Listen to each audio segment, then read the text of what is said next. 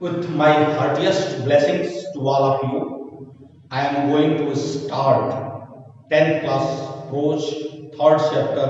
Its name is the Ganga. The rest part of this chapter I am going to start now.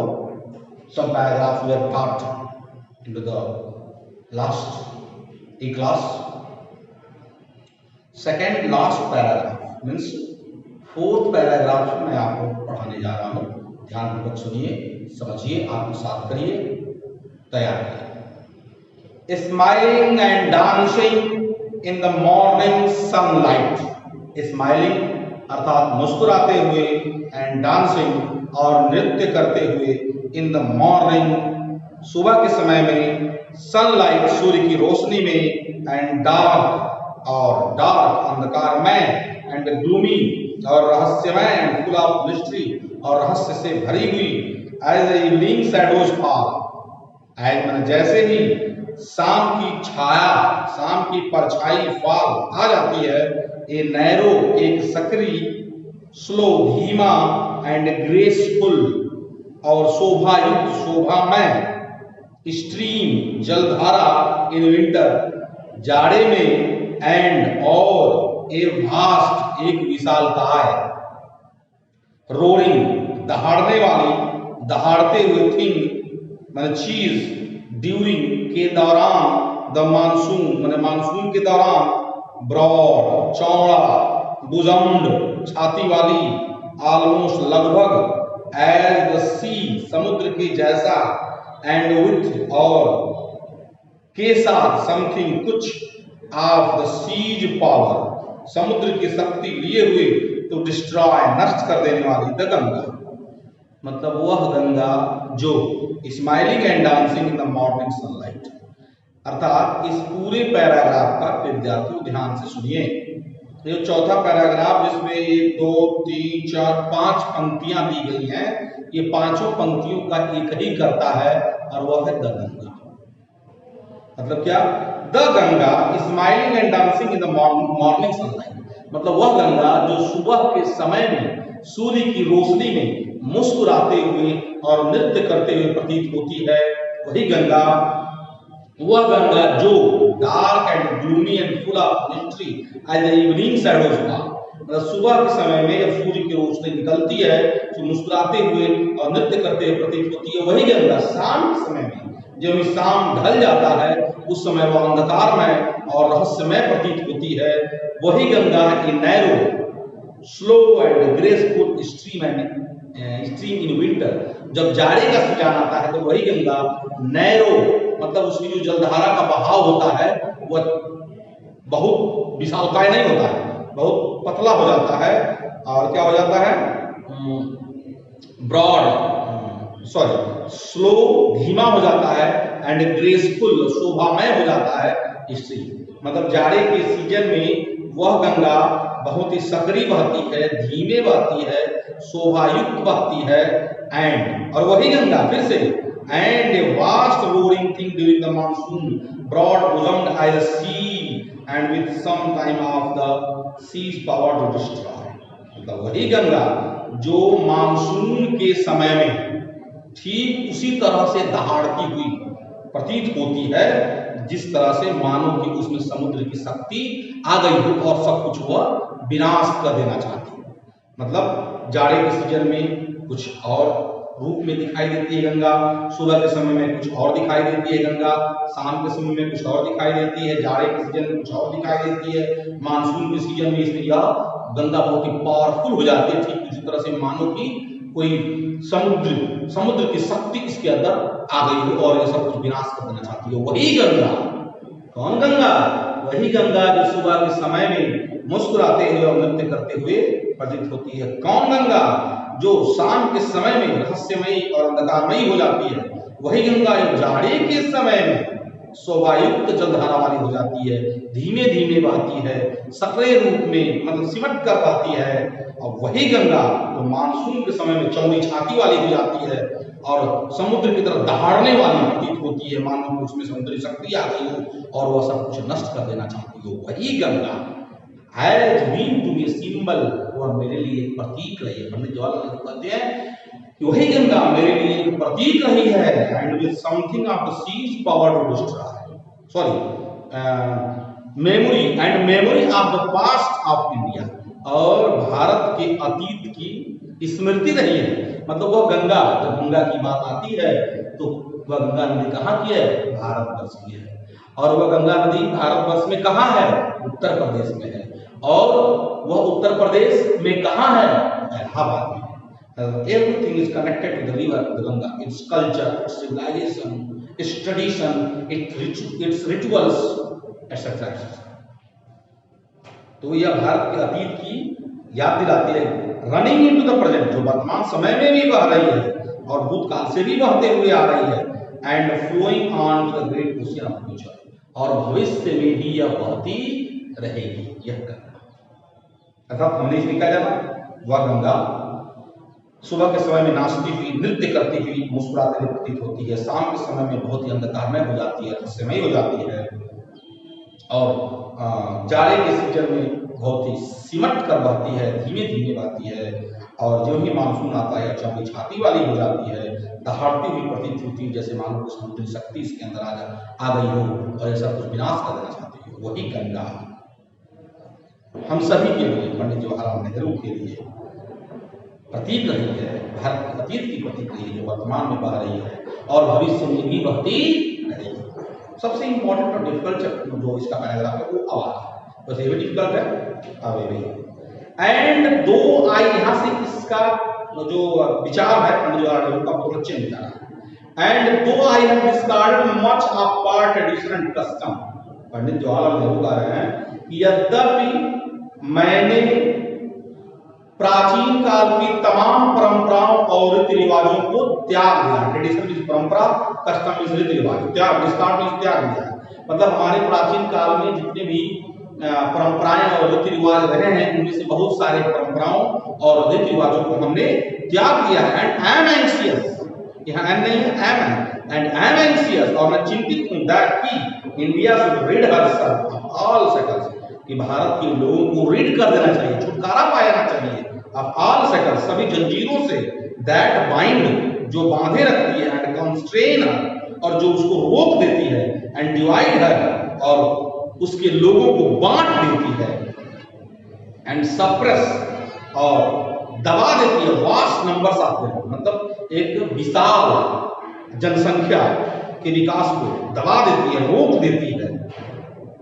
And prevent the free development of the body, और हमारे शरीर के स्वतंत्र विकास को, उन्मुक्त विकास को रोकती है, एंड और आत्मा के उन्मुक्त विकास को रोकती है। It means to say here Pandit Jawaharlal Nehru wants to tell us that there are many traditions and customs in our society, in every religion, in every community, are not beneficial in the present society, in the present situation of our country. अर्थात वर्तमान समय में यदि हम प्राचीन काल की परंपराओं और रीति रिवाज को पूर्णतः मानने लगे तो हम अपनी तुलना अमेरिका से, चीन से, रूस से, जापान से या छोटे छोटे कंट्री से भी नहीं कर पाएंगे। अर्थात हमारा हर एक प्रकार का विकास रुक जाएगा। मसलन उदाहरण के तौर पे, जैसे आप मान लीजिए बाल विवाह आप जानते हैं, बाल विवाह हमारे समाज के लिए बहुत ही घातक अभिशाप है। आज के समय में लोगों की सोच बदल चुकी है कि लड़कियों की शादी बचपन में नहीं होनी चाहिए। जाहिर सी बात है, किसी भी बच्ची की शादी यदि 10 वर्ष 12 वर्ष की उम्र में होती है, पहली बात तो पढ़ नहीं पाएगी, और 12 वर्ष की उम्र में वह सारे परिवार की जिम्मेदारी उठा लेगी, और जब सारे परिवार की जिम्मेदारी उठा लेगी, सबको खाना बनाना, खिलाना, कपड़ा धोना, घर का चौका करना, बर्तन मांजना, इन तमाम जिम्मेदारी को जब उठाएगी तो न वह पूरी सोच पाएगी, न वह पढ़ पाएगी, न उसका कोई विचार उत्पन्न होगा, अर्थात उसका व्यक्तिगत विकास रुकता होगा। यदि इंदिरा गांधी, उदाहरण के तौर पर इंदिरा गांधी का उदाहरण लें, यदि इंदिरा गांधी की शादी बचपन में ही हो गई होती तो आज हमारे देश की प्रधानमंत्री नहीं होती। आज हमारा देश पता नहीं किस स्थिति में होता। हमारे देश को, हमारे भारतवर्ष को आयरन लेडी के रूप में एक महिला नहीं मिली होती। ऐसे तमाम उदाहरण हैं। इसलिए बाल विवाह को के नुकसान को, के आघात को लोग समझते हैं और धीरे धीरे यह दिन प्रतिदिन हमारे समाज से बाल विवाह समाप्त होता चला गया है। यदि दूसरे गर्ल्स एजुकेशन की हम बात करें तो आज भी बहुत सारे ऐसे परिवार हैं जो गर्ल्स एजुकेशन पर बहुत जोर नहीं देते हैं। उनकी ये सोच है कि गर्ल्स एजुकेशन बहुत जरूरी नहीं है, लड़की है एक उम्र में उसकी शादी कर दी जाए और वो अपने घर चले जाए। जरूरत के लिए वो 8, 10, 12 पढ़ा देते हैं कि इसकी शादी हो जाए बस। लड़कियों को अधिकांश लोग सिर्फ शादी के लिए पढ़ाते हैं, न कि इसलिए कि वो शिक्षा ग्रहण करे और शिक्षा ग्रहण करके उसकी अपनी एक थिंकिंग हो, उसका अपना एक लाइफ स्टाइल हो, उसका अपना एक आइडियोलॉजी हो। इसलिए अधिकांश गार्जियन नहीं पढ़ाते। यह भी सोच धीरे धीरे बदल रहा है। ऐसे बहुत सारी परंपराएं और रीति रिवाज हैं जो धीरे धीरे हमारे समाज से अब, जैसे पहले के जमाने में ब्राह्मण सिर्फ ब्राह्मणत्व का काम करता था, पंडितई करता था, बनिया सिर्फ बनियाई करता था, और दूसरे वर्ग के जो लोग थे सिर्फ वही जो उनके लिए काम शास्त्रों में निर्धारित किया गया था सिर्फ वो वही काम करते थे। लेकिन अब समय बदल चुका है। कोई भी वर्ग का व्यक्ति अध्यापक बन सकता है, डॉक्टर बन सकता है, इंजीनियर बन सकता है, IAS बन सकता है, PhD बन सकता है। तो अब सोच लोगों की बदल चुकी है। और यदि यही नहीं रहता तो हम यह अनुमान लगा सकते हैं कि सभी वर्ग के लोगों की तरक्की हमारे देश में नहीं होती। इसलिए पंडित जवाहरलाल नेहरू महोदय यहाँ पर बताना चाहते हैं कि हमारे समाज में ऐसी परंपराएं और ऐसे रीति रिवाज जो हमारे समाज के आर्थिक, सामाजिक, शैक्षिक, बौद्धिक विकास के लिए घातक है, उस परंपरा और रीति रिवाज को हमें निश्चित रूप से त्याग देना चाहिए, जला देना चाहिए, उसका दहन कर देना चाहिए। Though I see all this, yet I do not wish to cut myself off from that path completely. यहाँ बहुत अच्छी बात पंडित जवाहरलाल नेहरू ने कही है कि यद्यपि मैं अपने आप को या कोई भी इंडियन अपने आप को अपनी भारतीय परंपराओं, अपने भारतीय रीति रिवाजों से पूर्ण रूप से अलग नहीं कर पाएगा। मतलब ये करें कि अपने आप को पूर्ण रूप से भारतीय परंपराओं और रीति रिवाजों से अलग नहीं मानते, मतलब उससे अलग मानते हैं जो हमारे समाज के विकास के लिए रुकावट है, बाधा है, रोड़ा है। I am proud of that great inheritance that has been. मतलब मुझे अपनी विरासत पे गर्व है। विरासत क्या होता है? अर्थात वह संस्कृति, वह परंपरा, वह रीति रिवाज जिसे हमारे पूर्वज मानते थे, उसके बाद उनके आने वाली पीढ़ी ने माना, उनकी आने वाली पीढ़ी ने माना, उनकी आने वाली पीढ़ी ने माना, और आज हम मान रहे हैं। अर्थात हमारे पहले जो मानते थे उसको हम मान रहे हैं, उसके पहले जो वो मानते थे वो उसको मानते थे। मतलब ऐसे विरासत अर्थात हमें उत्तराधिकार के रूप में मिली हुई संस्कृति, परंपरा, रीति रिवाज ही हमारा विरासत है, उत्तराधिकार है। तो ये कहते हैं कि मुझे अपने विरासत पर, अपने उत्तराधिकार पर गर्व है, घमंड है। And it is ours, and I am anxious that I too, like all of us, am a link in the unbroken chain which goes back to the dawn of history in the immemorial past of India.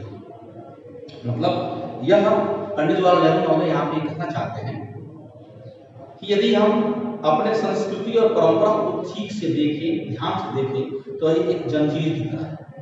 मतलब जंजीर एक chain होता है और उस chain में जोड़ने वाली एक कड़ी होती है,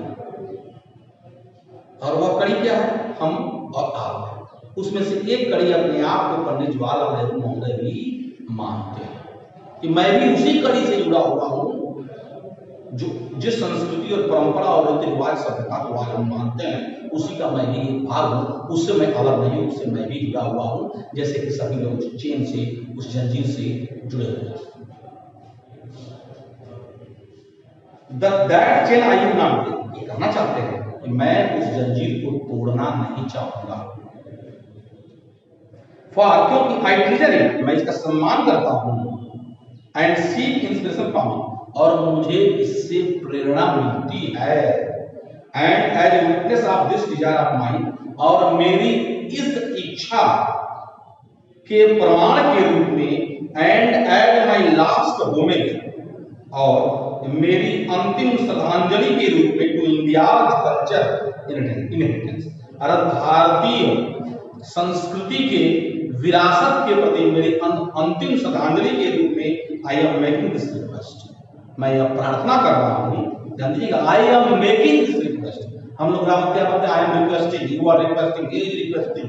ये क्या बना रहा है, I am making this request, मैं यह प्रार्थना करता हूं दैट की a handful of my ashes, कि मेरी अस्थियों का एक भाग be thrown into the Ganga eight Allahabad, Ganga नदी जो इलाहाबाद में उसमें विसर्जित कर दिया जाए, ताकि to be carried to the great ocean, ताकि वह गंगा नदी के बहाव के साथ बहते बहते महान समुद्र में जाकर मिल जाए, जो वासित इंडिया सोर्स, जो भारत के चरणों को बहाती है, अर्थात अपनी अस्थियों का गंगा में विसर्जन करके यह अपने श्रद्धांजलि अर्पित करना चाहते हैं। The major portion of my assets should be however be disposed of otherwise, अर्थात मेरी अस्थियों का जो एक मुट्ठी का विसर्जन करने के बाद जो बड़ा पोर्शन बचता है, उसे निम्नलिखित तरीके से बताया गया उसका विसर्जन किया जाएगा। I want these to be carried high up into the air in an aeroplane and scattered तो छितरा गया, बिखेर गया from that height, कुछ ऊंचाई से over the fields where fields खेत खलियान where the pigeons is किसान ऑफ इंडिया, भारत के टॉयल में कठिन परिश्रम करते हैं, so that ताकि they might mingle means मिल जाना with the dust wool and soil मिट्टी of India, Bharat, and become और हो जाना an indistinguishable अविस्मरणीय, जिसे भुलाया नहीं जा सकता।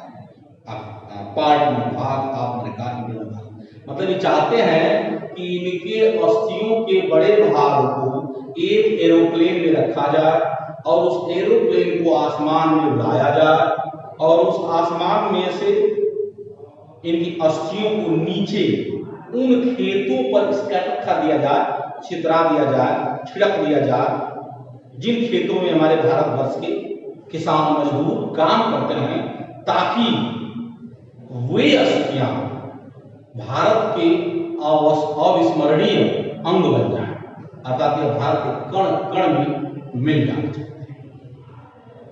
आई हैव रिटन, धूल मिट्टी में मिल जाए और भारत के अविस्मरणीय अंग बन जाए। I have written this will and testament in New Delhi on 21st day of June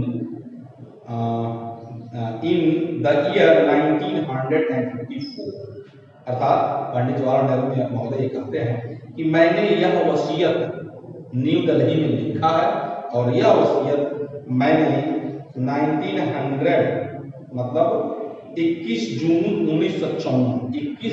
1954 को न्यू दिल्ली में मैंने यह वसीयत लिखा। बहुत ही अच्छा चैप्टर है।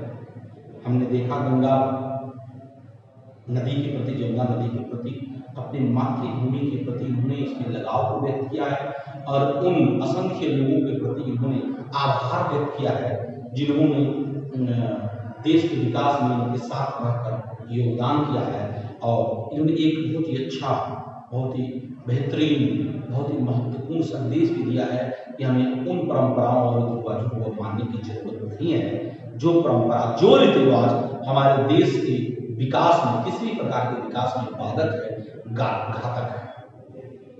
आज ये चैप्टर समाप्त हुआ। बहुत बहुत धन्यवाद। Thank you very much.